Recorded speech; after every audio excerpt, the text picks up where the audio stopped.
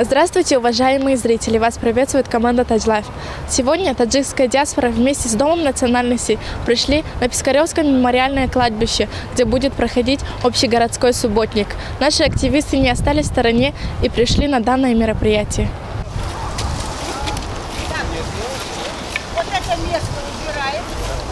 Да, потом...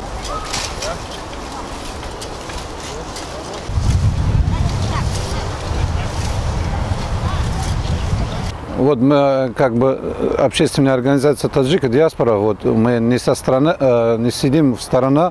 Сегодня городской субботник, то, что мы поддерживаем город, живем в Санкт-Петербурге. И вот присутствуют наши соотечественники и убирают.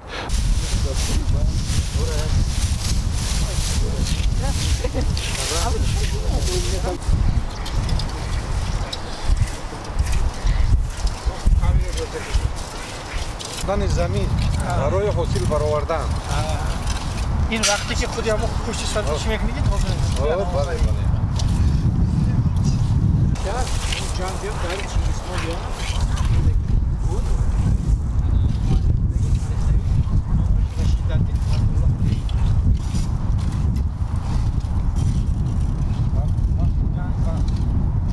Ассаламу алейкум, дорогие соотечественники. Мы сегодня от имени Культурно-правового центра народов Востока со всеми активистами пришли и провели общегородскую субботник на Пискаревском кладбище.